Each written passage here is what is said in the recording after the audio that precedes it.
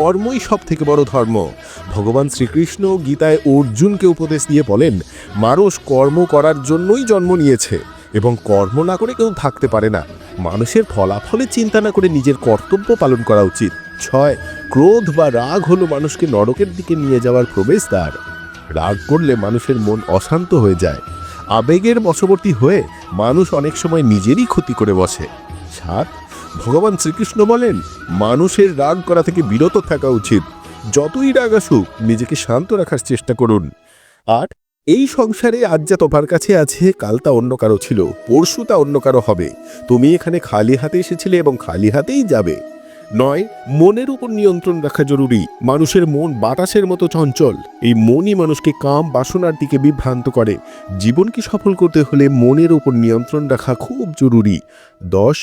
মনকে বশে আনলে মস্তিষ্কের শক্তি একীভূত হয়, যার ফলে কাজের সফলতা আসতে শুরু করে। গীতা অনুযায়ী যে ব্যক্তি নিজের মনের উপর নিয়ন্ত্রণ পেয়েছেন তিনি মনে উৎপন্ন হওয়া অহেতুক দুশ্চিন্তা এবং ইচ্ছা থেকেও দূরে থাকেন। পাশাপাশি সেই ব্যক্তি সহজেই নিজের লক্ষ্য অর্জন করতে পারেন। যদি মনকে বশে না আনো তবে সে তোমার সবচেয়ে বড় শত্রুতে পরিণত হবে। 12. সর্বদা সন্দেহপ্রবণ ব্যক্তি কখনো শান্তি পায় না, তাই সন্দেহ করা থেকে বিরত থাকুন।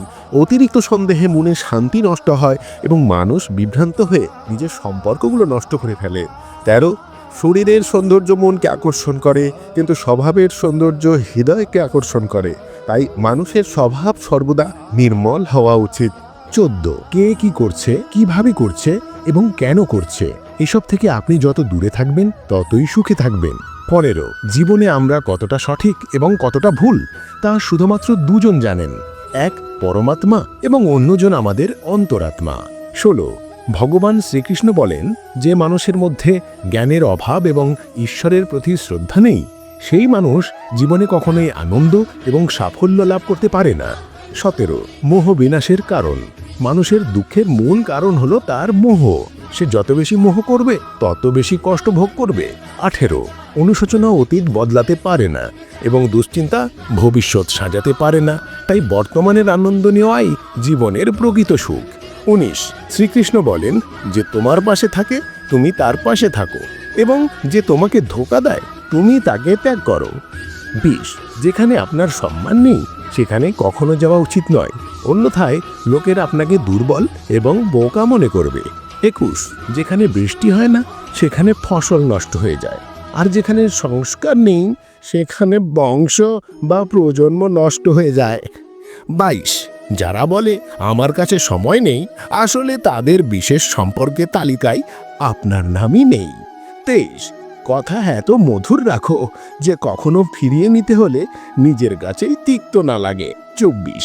নিজের মধ্যে কিছুটা আত্মসম্মান থাকা জরুরি, অন্যথায় লোকের আপনাকে সেখানেও দাবিয়ে রাখার চেষ্টা করবে যেখানে আপনার অধিকার বেশি। 25. যতক্ষণ তুমি নিজের কাছে হেরে না যাও ততক্ষণ দুনিয়ার কোনো শক্তি তোমাকে হারাতে পারবে না। 26. দুর্বল তুমি নাও, তোমার সময় দুর্বল, আর সময় সবার বদলায়, তুমি শুধু তোমার কর্ম করে যাও। 27. যে কখনো সংকট দেখেনি সে নিজের শক্তির আঁচ কখনো পাবে না। 28. যারা অন্যের কষ্ট বোঝে, যাদের মধ্যে দয়া আছে, যারা মন থেকে ভালো, তাদের পুনরায় জন্ম নিতে হয় না, তারা মোক্ষ লাভ করে। 30. কাউকে কিছু দিয়ে অহংকার করো না, কে জানে তুমি দিচ্ছ নাকি গত জন্মের ঋণ শোধ করছো। 30. অহংকারী মানুষের বংশ, বৈভব এবং প্রতিষ্ঠা তিনটিই চলে যায়। বিশ্বাস না হলে রাবণ, কৌরব এবং কংসের দিকে তাকাও। 31. কাউকে বিশ্বাস করতে হলে তাদের কথায় নয়, তাদের কাজের উপর নজর দাও। 32. রাগের সময় একটু থেমে গেলে এবং ভুলের সময় একটু মাথা নত করলে জীবন আরো সহজ হয়ে যায়। 33. ভগবান শ্রীকৃষ্ণ বলেন, যে মানুষ আমাকে জানে সে জন্ম মৃত্যুর বন্ধন থেকে মুক্ত হয়ে যায়। 34.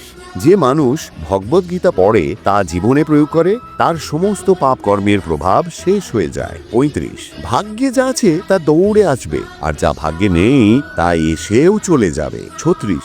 যেমন বাতাসের ঝাপটা নৌকাকে পথভ্রষ্ট করে, তেমনি মানুষের অদম্য ইচ্ছা